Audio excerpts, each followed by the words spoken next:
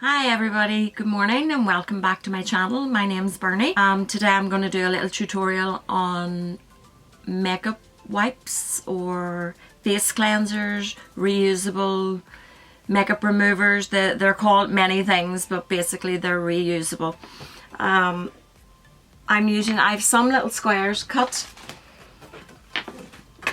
I had a look at the disposable cotton pads, but they're quite tiny and I would use 3 or 4 of those to remove makeup. So I'm going to make mine a little bit bigger, and I've just roughly went by 13 centimeters by 13 centimeters. You can go smaller if you like or bigger if you like. The patterns I have here is just old pieces of cotton I have, and on the reverse we're going to use some flannel or toweling, using face cloth, flannel, whatever they're called. They don't have to be Egyptian cotton, they don't have to be top of the range. You can pick them up maybe for a 3-pack in a pound store, and you will get 4 out of 1. Now I've got 2 plain ones, and this particular one happens to have a weave across it, but I'm going to use it anyway because sometimes you need a little rough piece to get that stubborn makeup off, the mascara and what have you. So I'm going to use this rather than bin it. I set my little square of cotton already cut just to the edge. I'm a designer and dressmaker by trade. I use an electric knife. We'll pop the weight on there. I'm going to trim that side.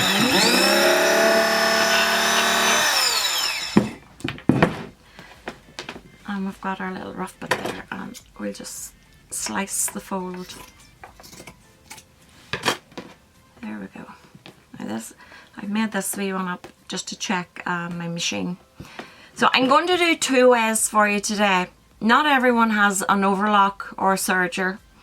So we're going to do one on the overlock, and we're going to do one on a lock stitch machine where you can sew right round and then turn it to the outside. These end up being a little bit thicker around the edges, so maybe you'll pick up some wee tips or techniques for going over the thickness. So we'll do the overlock first.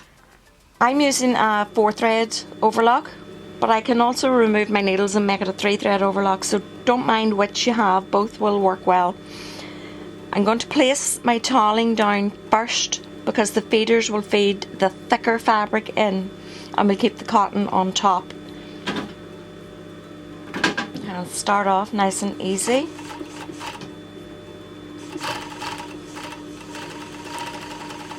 And you want to work as close to the edge as possible. If you can't control it with your feet, do it with your wheel, your hand wheel.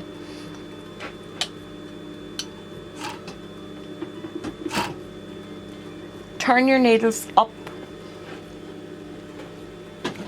and turn your corner. Go again.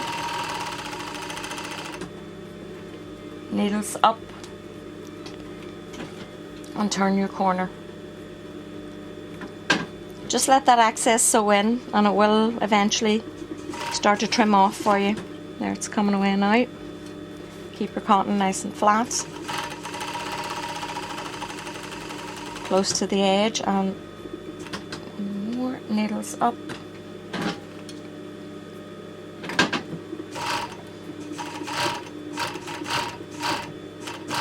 And that's you to the end, and you can cut your thread off as you go along with your blade. When you run off at the end, leave yourself about 1 inch of overlock thread, and if you have a little pull at that, you will get your looper threads. Leave yourself a good inch of thread. If it knots too soon, just clip a bit off and give it a wee tug, and you'll find your looper threads again. If you give those a good tug, if you can get the whole of one of them, they'll knot automatically. You pull those, they knot, and all you need to do is clip and clip, and that's you finished. How to do the same little pad on a lock stitch machine. Your toweling probably doesn't have a right and a wrong side, so that doesn't matter. Turn your cotton over on right side onto your toweling. And I have placed a little bit of masking tape here. If you cut it off, maybe about 6 layers deep, it works beautifully as a guide. You could just peel it off and put it in the bin when you're finished, or if it loses its stickiness, just replace it. So we're going to start off here with the edge of the fabric just at the guide. I have my stitch length at about a number 4.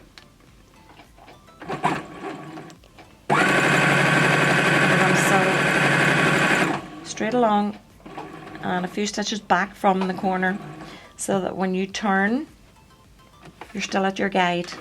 Don't mind if you're a wee bit off, you can run it back in again. And we're not talking perfect squares here. And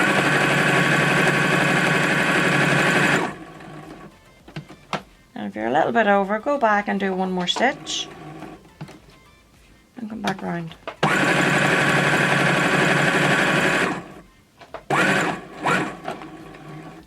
It's quite difficult when you turn these out to do a top stitch on them because they're so thick. So what you don't want to go is go too close to the edge when you do turn them out to do your top stitch. So I'm going to stop a little bit more than the guide's width on this last seam, because this is where we're going to leave our opening. So you can see the fabric is a little bit up over the guide.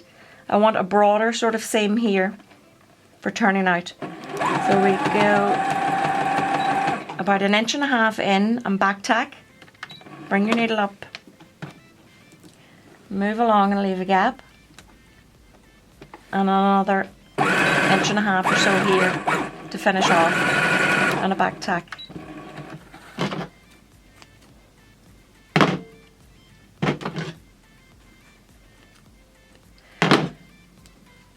Normally I would show how to turn a corner without having to clip. It does away with a lot of time when you're having to clip it, but because these are so thick with the flannel or the toweling in underneath, I would advise then just to cut your corners off in a triangle as close as you can, but don't cut your stitch.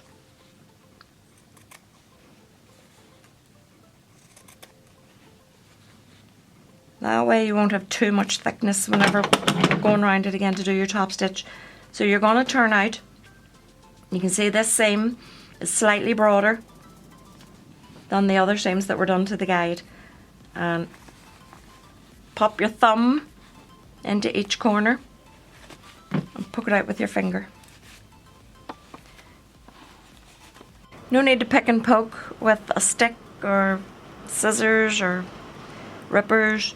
Put your thumb into the corner and put your finger on top of it and push it right through. I can hear the rain. Oh, stormy out here today. And your last one. Thumb into the corner, finger on top, and push right through. Nice and square. Now we're going to start off on the open side. And that's the reason why I made that seam a little bit broader, so that you don't have to sew too close to the edge. You're only giving yourself headache, breaking needles, running off the seam. And we're going to use the same edge guide. Don't start on a corner. A corner is too thick to get your machine to go. Your needle will stick. Start away from the corner up to your guide.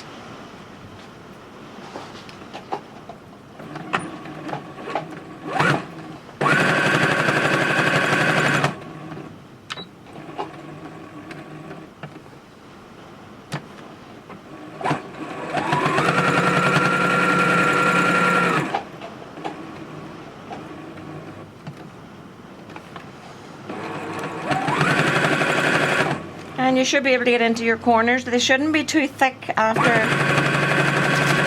we've cut off the excess. So hopefully no broken needles.